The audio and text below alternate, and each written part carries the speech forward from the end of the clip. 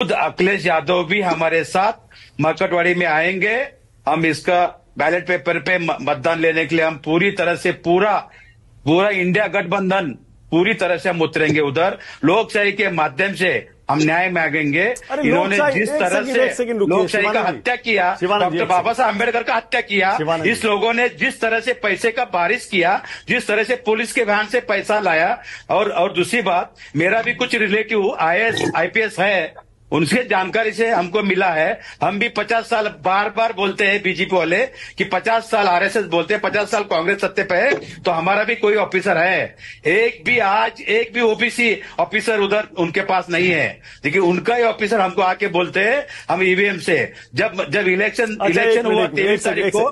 मानक जी 1 मिनट बात करनी चाहिए। मानक जी, इलेक्शन जिस दिन हुआ 58% हुआ करके इलेक्शन कमीशन ने डिक्लेयर किया 5 बजे। उसके बाद रात को 11:30 बजे बोलते हैं 62%। उसके बाद दूसरा दिन 3 बजे बोलते हैं 67%। ये क्या चल रहे हैं?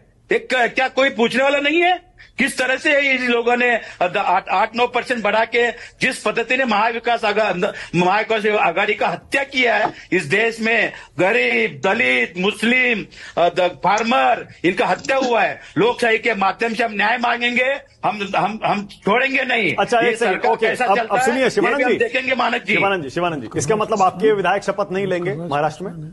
नहीं लेंगे। हम ईवीएम के अगेंस्ट में, ईवीएम के अगेंस्ट में हम फाइट करेंगे। ईवीएम का शपथ कब तक नहीं लेंगे?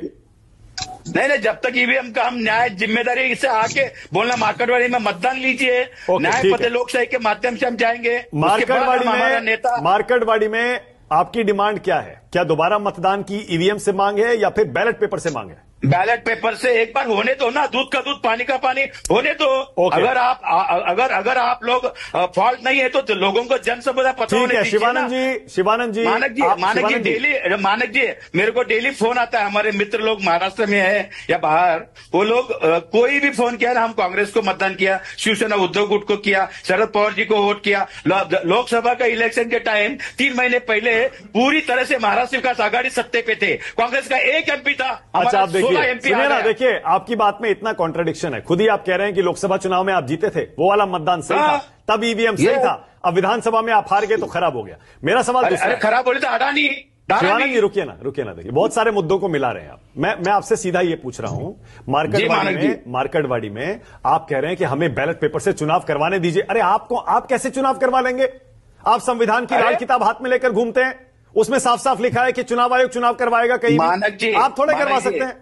मानक जी, हम जाके आदरणीय अभिषेक मनु सिंघवी जी, आदरणीय पवन खेरा जी, हमारे सर नेता और नाना पटोले जी जाके इलेक्शन कमीशन से डिस्कस किया, निर्णय हुआ। उन लोगों ने जांच करके हमको न्याय देने का अपेक्षा है और हमको न्याय मिलेगा। महाराष्ट्र में 6 महीने के अंदर इलेक्शन होगा। ये चैलेंज डंके के साथ बोलता हूँ। पूरा सुप्रीम कोर्ट, हाई कोर्ट, बड़े बड़े लॉयर, 40-50 लॉयर हम खड़ा करके हम न्याय मांगेंगे सर, छोड़ेंगे नहीं। मानक जी बिल्कुल सही है, मैं इस पर आपके साथ हुआ है, मैं बिल्कुल आपके साथ हूँ। अगर आप सुप्रीम कोर्ट, हाई कोर्ट, सुनिए, अम्बेडकर का हत्या हुआ है, छत्रपति शिवाजी महाराज का इधर अपमान हुआ है, मराठा समाज का अपमान हुआ है। अगर आप चुनाव आयोग, मानक जी न्याय मिलना चाहिए। एक मिनट, अगर आप चुनाव आयोग, हाईकोर्ट, सुप्रीम कोर्ट जाने की बात कर रहे हैं, मैं भी आपके साथ हूं, बिल्कुल जाइए, हम सपोर्ट करेंगे आपको। के शर्मा, इतनी बेईमानी हुई है क्या? के शर्मा, हर तरफ से बेईमानी हुई है। वोट गया, डाला किसी को, गया किसी को। मैं इन लोग के विलाप सुन के मुझे हंसी आ रही है मानक जी। और मुझे नहीं पता कि कांग्रेस के जो प्रवक्ता है इनको कुछ नॉलेज है या नहीं है। क्या नहीं किया? बीच में 10 साल बीजेपी सरकार रुकिए ना, पूछना चाहता हूँ कौन सा महाराष्ट्र के लिए अच्छा काम किया? 5 काम बताइए। कोई दलित को न्याय दिया है? कोई फार्मर को न्याय दिया? कोई नौजवान को न्याय दिया? बताइए शर्मा जी।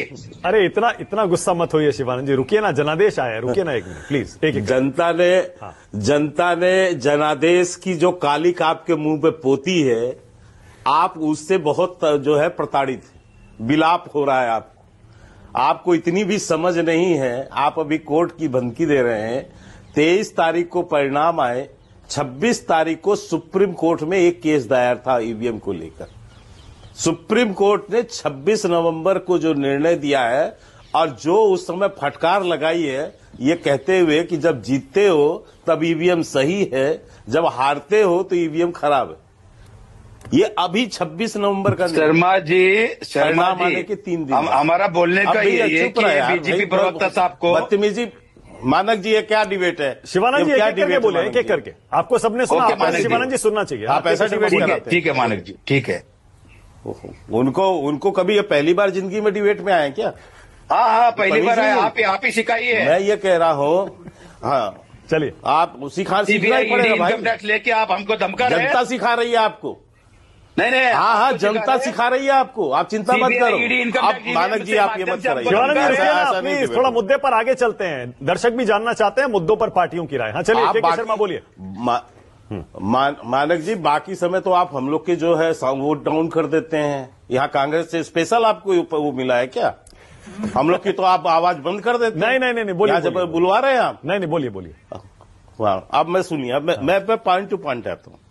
पहला तो स्पष्ट कर दूं, मैं इसी विषय पर डिबेट करने वाला हूं ईवीएम पर, लेकिन 2 महत्वपूर्ण बात कही गई है और वो एक प्रोपोगंडा और भ्रम पूरे देश के अंदर आपके चैनल के माध्यम से कह के फैलाने की कोशिश हुई है, इसलिए मैं इसको स्पष्ट कर देता हूं। बार बार मस्जिद की खुदाई की बात हुई है।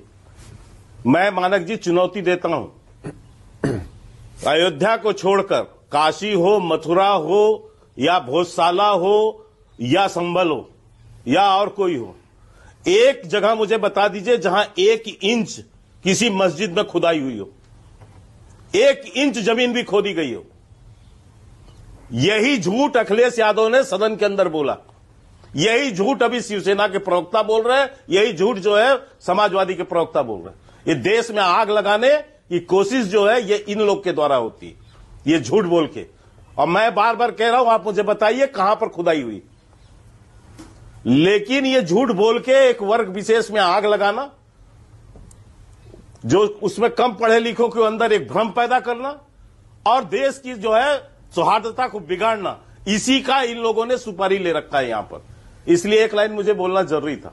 अब मैं दूसरी बात पे आता हूं, शपथ का बहिष्कार।